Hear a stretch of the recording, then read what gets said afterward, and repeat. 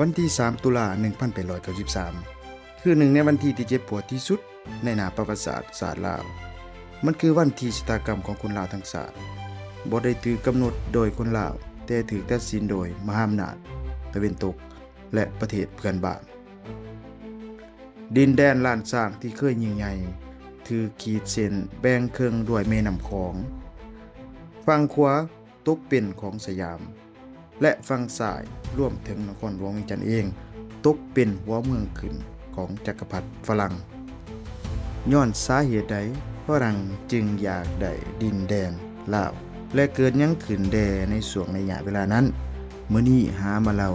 จะพาทุกท่านย้อนห้อยอดีตไปเปิดปึ้มประวัติศาสตร์หน้านี้ไปพร้อมๆกัน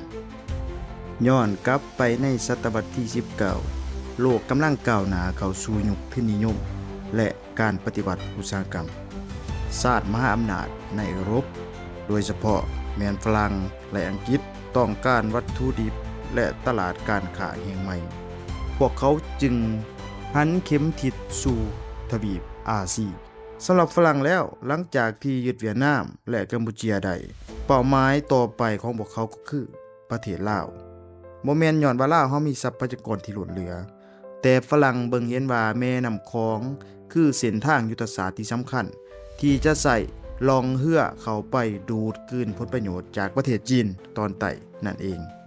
แต่ปัญหามีอยู่ว่าในเวลานั้นดินแดนลาวพ่วมตกอยู่ภายใต้อำนาจการปกครองของสยามการปะทะกันระหว่างเสือเฒ่าแห่งยุโรปและสิงห์หนุ่มแห่งอาซีจึงหลีกเลี่ยงบ่ได้เมื่อฮอดปี1888ฝรั่งเริ่มเดินมาพวกเขาเคลื่อนกองทัพจากอ่าวตงแก่งเขามายึดเอาดินแดนลาวตามลำแม่น้ำดำเดียนเวียนฟูและ12จูไทยสยามพยายามส่งกำลังขึ้นต่อต้านแต่ก็สู้อำนาจอาวุธที่ทันสมัยของฝรั่งบ่ได้ความเข่งตึงขึ้นฮอดขีดสูงสุดในปี1893เมื่อฝรั่งส่งเรือปืนเข้าไปปิดปากอ่าวแม่น้ำเจ้าพระยาข่มขู่ถึงบางกอกซึ่งรู้จักกันในนามวิกฤตการณ์รอซอ112สยามในเวลานั้นฮู้ดีว่าถ้าคืนสู่ต่อไปก็อาจจะสูญเสียเอกราชของตนเองจึงตัดสินใจตัดอวัยวะเพื่อรักษาชีวิตพวกเขายอมจำนนและก็เซ็นสนธิสัญญากับฝรั่งในวันที่3ตุลา1893เนื้อในที่สำคัญสยามยอมยกดินแดนลาวฝั่งซ้ายแม่น้ำของทั้งหมดให้แก่ฝรั่งโดยมีจักรพรรดิอังกฤษเป็นสักขีพยานโดยที่คนลาวบ่มีสิทธิ์มีเสียงใดๆในการตัดสินใจชะตากรรมของตนเองเลยหลังจากนั้นฝั่งซ้ายแม่น้ำของก็ตกเป็นหัวเมืองขึ้นของฝรั่งอย่างเป็นทางการในระหว่างปี1893หาปี1903ฝรั่งได้เริ่มเข้ามาจัดระเบียบการปกครองแบบใหม่พวกเขาเลยเลือกเอานครหลวงเวียงจันทน์ที่เคยห่างมาดนกลับมาเป็นเมืองอีกครั้งแต่อย่าไปฝ้าวคิดว่าพวกเขามาพัฒนาประเทศเท่าใดการสร้างเวียงจันทน์ใหม่บ่ว่าจะเป็นถนนหนทางสำนักงานข้าหลวงหรือว่าอาคารที่สวยงามล้วนแล้วแต่แรกมาด้วยการเกณฑ์แรงงานเป็นเวียกเกณฑ์ของประชาชนลาวทั้งสิ้นนอกจากจะถูกบังคับให้ออกแรงงานฟรีแล้วคนลาวยังต้องจ่าย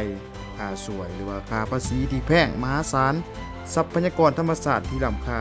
ถูกลำเลียงลงเรือส่งกลับไปสร้างความหังมีให้แก่ประเทศแม่ของพวกเขา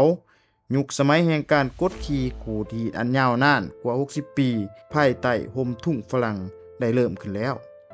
เหตุการณ์ในปี1893เป็นบาดแผลทางประวัติศาสตร์ที่คนลาวบ่มีวันลืมมันสอนให้เฮารู้ว่าเมื่อใดที่ชาติอ่อนแอและบ่มีความสามัคคีเมื่อนั้นเฮาก็พร้อมที่จะตกเป็นเหยื่อของผู้ที่เข้มแข็งกว่าอยู่เสมอแต่ว่าประชาชนลาวบ่เคยยอมจำนนเพราะหลังจากนี้จะมีวีรบุรุษอีกหลายฐานที่ลุกขึ้นมาจับอาวุธต่อสู้เพื่อทวงคืนเอกราชซึ่งหามาเราจะนำเสนอในคลิปต่อๆไปแน่นอนทุกท่านมีความคิดเห็นแนวใดกับประวัติศาสตร์นี้ลองคอมเมนต์แลกเปลี่ยนกันได้เลยและยิ่งสำคัญอย่าลืมกดไลค์กดติดตามเพื่อเป็นกำลังใจส่องหามาเราในการที่จะเฮ็ดคลิปประวัติศาสตร์หรือว่าคลิปเรื่องราวดีๆมาแชร์ต่อหมู่เพื่อนในครั้งต่อไปขอขอบใจ